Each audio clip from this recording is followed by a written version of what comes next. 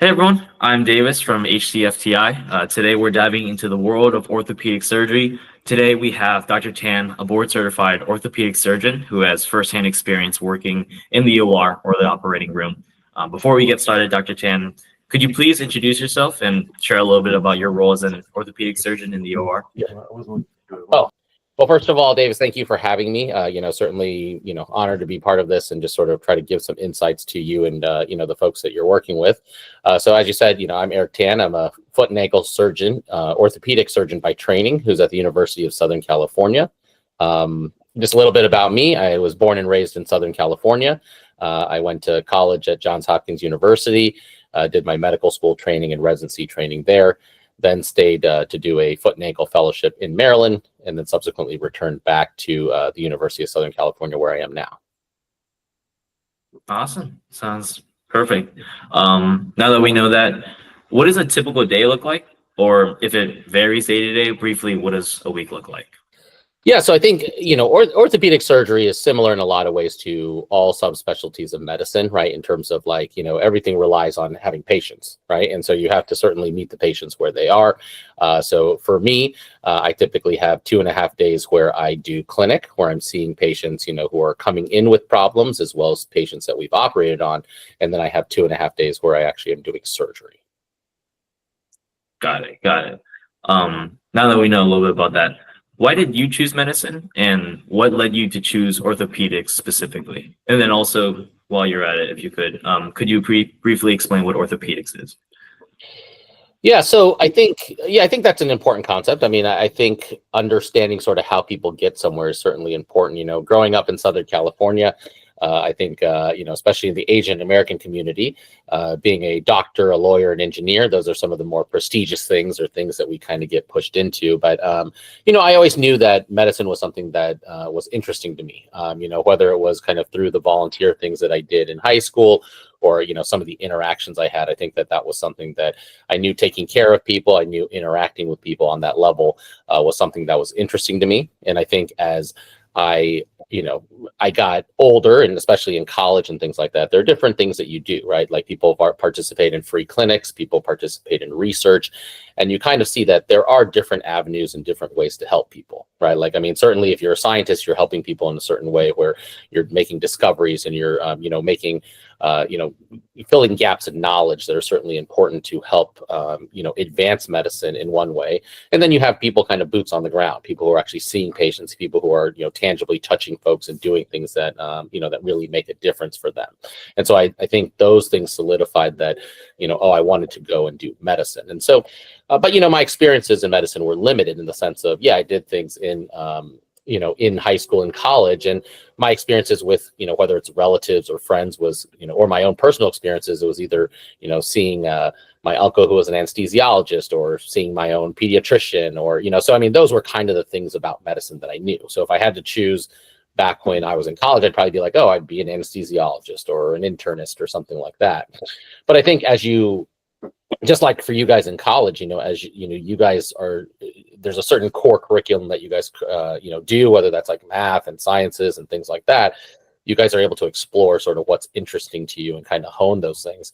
In a similar way, we do that in medical school because, in medical school, everybody has, for the first 3 years, everybody has a similar curriculum, meaning, you're going to see medicine, you're going to see surgery, you're going to see psych, you're going to see neuro. So you get that kind of breadth and understanding. And so you kind of then are like, oh, this isn't exactly what I thought it would be. Or, and for better or worse, right? Some things you're like, oh, this is a lot more interesting than I gave it credit for. Or some of it's like, this is a lot less interesting than I thought it would be. And, and I think for me, so I knew medicine was kind of in the cards for me. I honestly didn't think I would be doing a surgical subspecialty. I think that funny story, when one of the smartest guys that I know, he was my college roommate, and we ended up being roommates in medical school. He convinced me that the only way to help people was to do surgery, right? And so when I was between our first and second year of medical school, I spent time with an orthopedic surgeon because I was like, I'm not very good at sports, but I definitely enjoyed sports. And I was like, oh, this is a way to maybe marry some of those things, trying to do surgery and then also kind of have an angle that's more interesting to what I enjoy.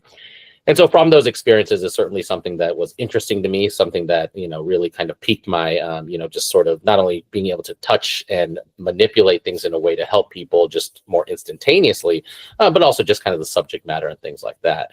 The irony is that guy ended up not being a surgeon. He's actually a critical care doctor over at Harvard, but still a smart guy, no. So he did convince me to kind of be a surgeon, and this is where we are today. That's awesome. That's awesome. Could you briefly explain or like touch on like what orthopedics is? Yeah, sorry. Yeah, I think you asked me that. So orthopedics is basically the study of bones, joints, and muscles, right? And so the idea is that there are different angles that we take care of folks. So like an internal medicine person is taking care of kind of more broadly everything, right? So they take care of kind of like, conditions where people have, where they are musculoskeletals like sprains or, headaches or neurological things. But we start to subspecialize, and orthopedics is one where basically anytime someone has a broken bone, most commonly that you guys know is like an ankle sprain, an ankle fracture, fractures of the pelvis, fractures of the arm. We also take care of, pretty much any sort of bone and joint problem. So, we subspecialize into spine surgeons, hand surgeons, shoulder surgeons, trauma surgeons that take care of the pelvis, foot and ankle surgeons like myself. And so we have pretty much every specialty that if there's a bone and joint problem, whether that's fracture, arthritis, and some neurological things we do take care of as well. Got it. That's cool. Knowing that now, what are some, I guess, surgical procedures that you've encountered, and then which one would you say is one of the most difficult ones you've done? Well, it's all relative, right? So, I mean, everything has kind of honed down from when you start. So like when I started my orthopedic training as a resident, you see everything because, just like medical school where you're trying to see all the subspecialties, we also do that in orthopedics, right? Like we spend time with the trauma surgeon, we spend time with the spine surgeon, a joint surgeon, a ped surgeon, stuff like that. So you get to see all of those things, and certainly some are going to be more complicated, more involved, and more complex than others. As in most cases, as you kind of go up the ladder, the pyramid narrows, meaning your focus narrows and also what you do narrows. And also, so once I finished my orthopedic training, I became a foot and ankle surgeon, right? So I did a subspecialty training for that. And pretty much 99.9% of the things that I do are related to issues below the knee. Okay. And so that's what I do. It doesn't mean, so my partners also, I have hand surgeons that do 99.9% of things that are in the wrist and the hand, right? So it really just depends on kind of how you kind of get there in that regard. But once you kind of have decided, okay, this is, where you're specialized at, your workplace also dictates things. What I mean by that is, so there's private practice and then there's also academic practice. And so in an academic center like we have, we are arguably even more subspecialized. So, if I were working in the community, I would primarily still do foot and ankle things, but a larger percentage of my practice would probably be other things that we see just because we have to catch kind of all that population. But here at the institution, we definitely do hone into really, if you have a foot or ankle problem, you come see me. If you have a wrist problem, you see my partner. So it really does subspecialize in that regard. But in the foot and ankle world, I mean, I think, difficult again is a relative term, but I think the most interesting kind of cases or, what we're kind of doing, we still do things like bunions and hammer toes, but I think some of the more cutting edge things that we're doing and we're evolving is really ankle replacements. Because, your audience, and I'm sure you have heard of pretty much a hip replacement and a knee replacement, right? Those are very common things that are done, pretty much all the time, every day, everywhere. An ankle replacement is something that's a lot more rare. We don't do as many of them. Our technology and understanding is probably about 10 or 15 years behind the hip and knee surgeons. And so it's still an area where we're significantly better at than we used to be, but there's still a lot of innovation and creation that can still be put into that facet or that procedure. I see. Gotcha. Well, that was really cool. You touched a little bit on like innovation and like pushing things in terms of like assets like that. Like how important is, say, teamwork or communication in the OR, and how do you collaborate with other healthcare professionals?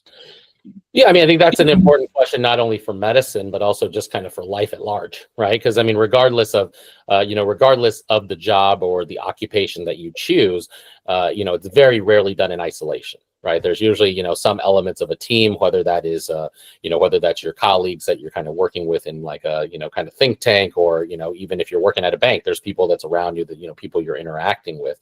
In medicine, it is, one would argue there's a little bit more high stakes, right? Because, again, everybody has a certain role and a certain position on that team. And if they, if things sort of falter, it's not like the job doesn't get done, but it can affect the patient, right? So, if you're in there and you're working on a design of something and it doesn't get done, maybe something gets delayed, you can't really have kind of those slip ups in the operating room, because, it's real life people, real life patients that are there. But, we have, I think there is a lot of teamwork that's exemplified both in the clinical setting and especially in the operating room setting. Because, in the clinical setting, as you know from being a patient yourself, right, you run into a lot of people before you actually see the doctor, right? So, when a patient comes to our clinic, they run into the front desk person. That person checks them in, takes whatever sort of copay and other things. They go, and then, one of our medical assistants brings them back, talks to them about sort of what their general issues are. Most likely in our community, sends them to get an x-ray. So now they meet with an x-ray tech, they get the x-ray shot, they come back. They'll usually meet with one of my residents first, who will kind of get the story, and then that resident talks to me and we all go back in. And so even before they've seen me, they've seen 4 different people. You know what I mean? And then after they see me, if there's certain things, whether we're giving them a brace or physical therapy or even surgery, they have more interactions on that step. And so that's a lot of places where information can be lost. That's a lot of places where, you need to just make sure everybody understands sort of what the patient's goals are, what their needs are, in order to help them on the other side, right? And in the operating room, it's very similar. You check in at the front desk, you come in, you talk, a nurse kind of talks to you, gets you started, puts in an IV, you talk to an anesthesiologist, you talk to me, you go back to the operating room, there's a separate operating room nurse, and then the anesthesiologist puts them to sleep. We have, we're there doing the surgery, but at the same time, you have other representatives there, whether they're, people from the hardware company that are helping to kind of just sort out the metal and things like that. And then also you have people that run x-ray, that are kind of getting you x-ray shots so we can kind of make sure things are where we want and stuff like that. So there's, again, and then there's a nurse that works on the post-operative side once they go to recovery. So it's a huge production. There are a lot of moving parts. And I think, really what helps the patient ultimately is really our interactions with each other. So I think definitely, creating a cordial environment, creating an environment where people want to be there, I think is certainly necessary, so that, it's not only making your job or my job more enjoyable, but really I think ultimately helps that patient. I see. That's cool. Well, having done this for so long, what would you say are like some of your most like biggest takeaways, or like what are like your most valuable lessons that you've learned during your time in orthopedics? Well, I mean, I think there's different aspects of it, right? I mean, I think there's different aspects of understanding, because you're, a lot of us in your shoes, right? A lot of folks are just kind of moving through a path, right? Like you kind of, okay, you take your SATs and you're like, okay, I'm good. I'm going to go to college. Now you go to college and you're like, okay, I got to figure out what I want to do. I got to take these tests, or, if you end up going to medical school, you got to apply, get in.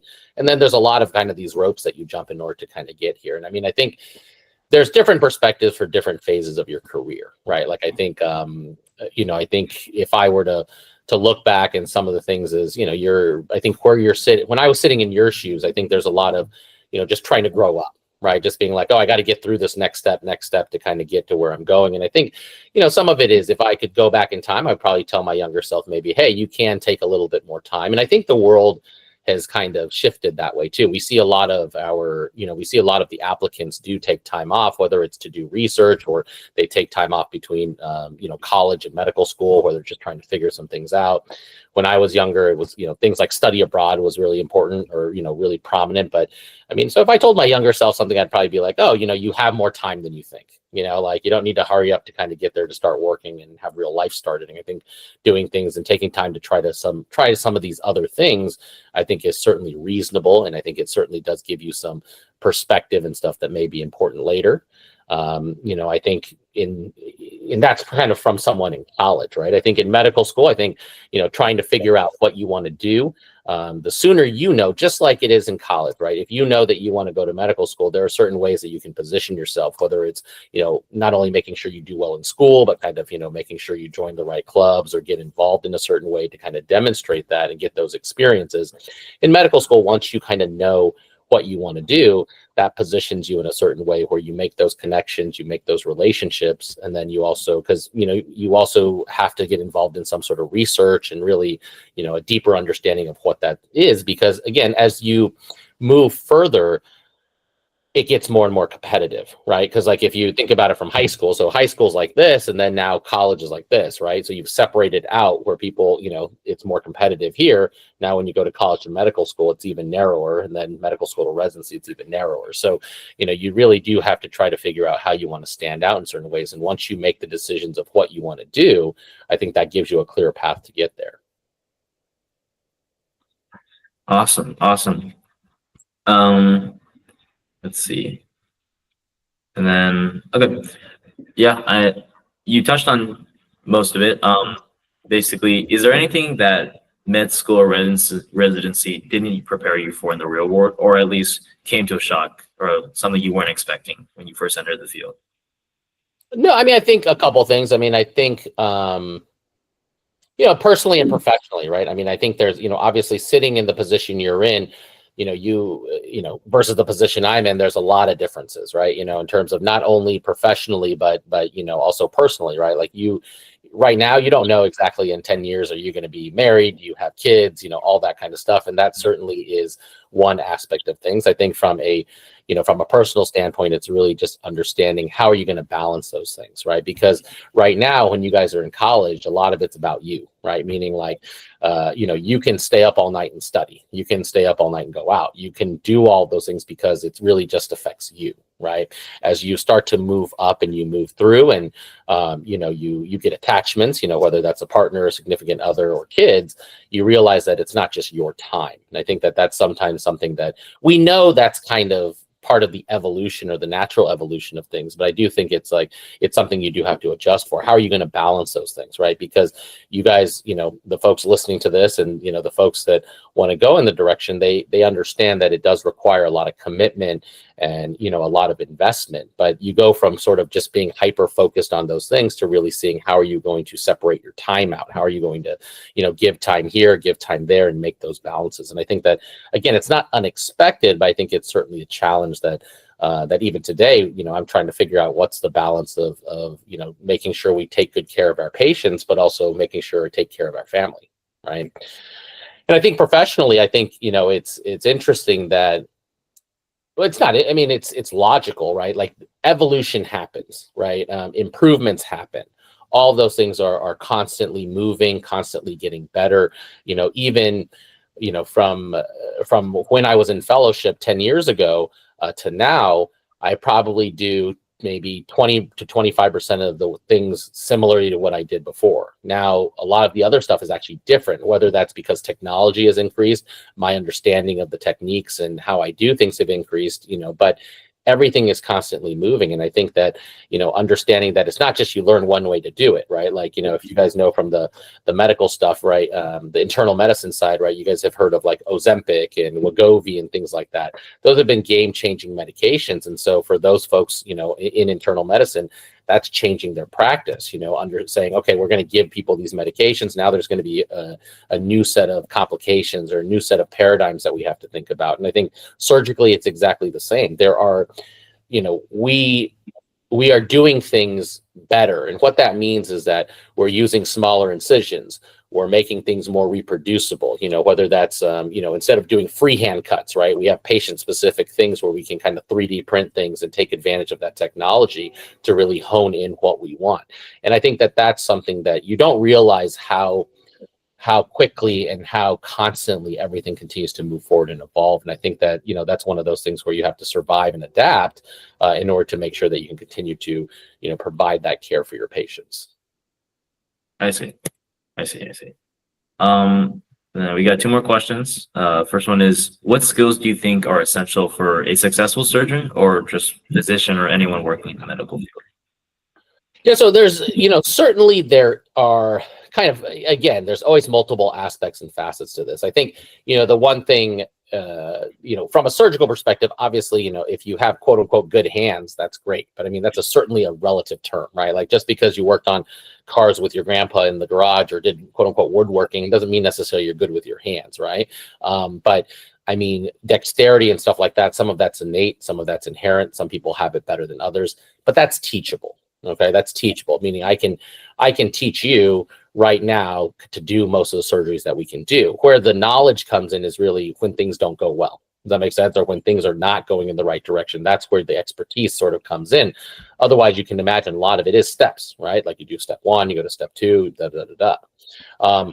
I think the biggest thing that I can't teach that I think is important and is really compassion. I think that you can't teach people to care. Right. And I think that that's, again, I can teach people to, how to work up a condition, how to treat a condition, an algorithm to do things.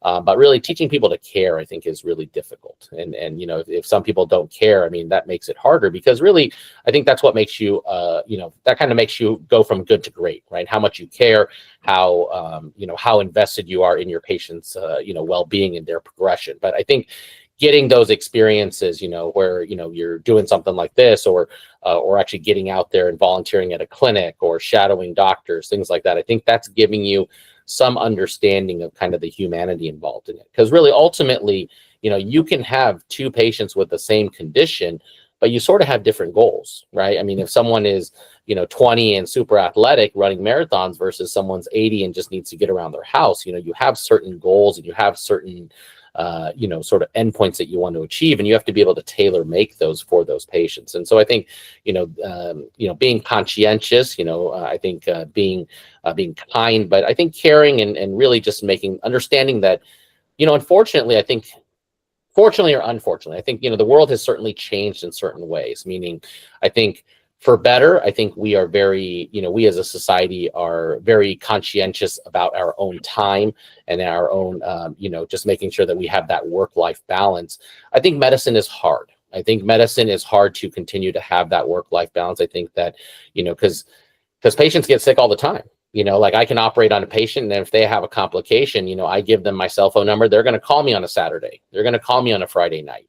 And I don't think, I'm not, I don't think I'm any different than any other provider in the sense of like, you open yourself up to be bothered. You open yourself up to, to get, called at midnight and things like that, because I think part of it is if, I kind of think, well, treat people how you want to be treated, right? Like if I have a complication at midnight, I want to be able to call someone to see what they can do to help, right?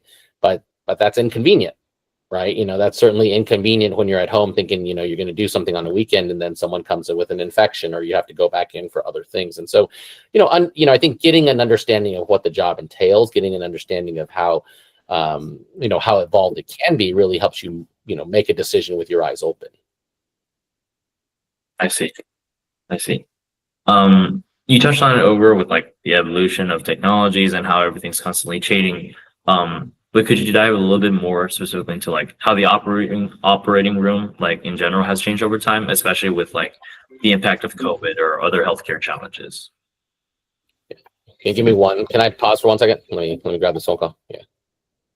Hello. Yes, ma'am.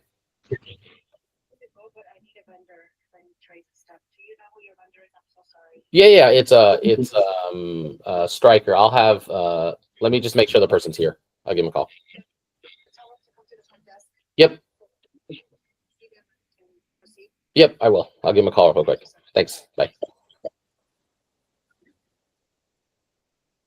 Sorry, I need to just make a quick phone call. No, you're good. You're good. See, this is part of it. We just gotta. This is it. We'll leave this in. We'll leave this in. Yeah. Hey, Lindsay, are you around by any chance? I think they're trying to push to go a little earlier.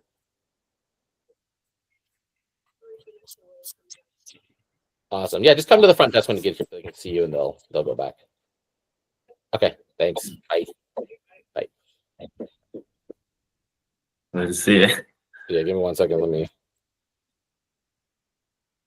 She is about 5 minutes away, period. She will come to the front desk shortly, period. Thank you. All right. Okay. Ask your question one more time, just so we can kind of. Yeah, you got it. Basically, how has the operating room changed over time, and especially with the impact of COVID or other healthcare challenges? Yeah, I mean, I think COVID certainly was a unique time in the world, obviously, right? It affected everybody, from just sort of grade school all the way to, those in nursing homes, right? I mean, it affected every sort of way we do things and really um, just the way we do business and the way we administer care. I mean, even the fact that we're talking on this medium right now has really advanced because of COVID, right? Things like Zoom meetings, things like, all of those kind of virtual things have definitely pushed to be evolved because of things like COVID. In the operating room, to be honest, I mean, aside from that period of time where we sort of shut down, right? Meaning like, just for non-elective cases and stuff, we still did surgery, but for more elective things, we held off for about 3 months, 4 months. Everything's been kind of the status quo because, in the operating room, we do have masks, right? So we do have masks, we do have all of those kind of personal protective gear. So in that sense, it really didn't change too much from there. I think certainly the operating room has evolved in terms of just, over the years, meaning over the decades and stuff like that, right? In terms of, the technology, right? Like, we certainly have better materials, we have better implants, in the joint world and stuff like that. They've started to involve like robots and stuff, things where we have more, just more precision in terms of how we cut, how we implant, how we do things. But I think that the nature of the operating room is still kind of similar. It's like a classroom, right? I mean, it's very similar where you have a surgeon and some assistants, at the actual operating center, and then the periphery, you still have the same amount of help, right? We have a scrub tech that's helping us to get the instruments and things like that. You have a nurse that's kind of running kind of things on the non-sterile side. We have an anesthesiologist monitoring the patient when they're asleep, and then you may have some peripheral members, whether that's a vendor or like a radiologist tech helping with x-rays and things like that. So I mean, the setup of the operating room has certainly been pretty constant. That hasn't really changed, but I think in terms of the materials and our procedures and our understanding of how we do things, I think that certainly has evolved with time. Got it. Okay, well, that's it. That's all the questions I have. Thank you, Dr. Tan, for your time. And yeah, that concludes the interview. So thank you to everyone that stayed till the end, and we'll see you in the next one.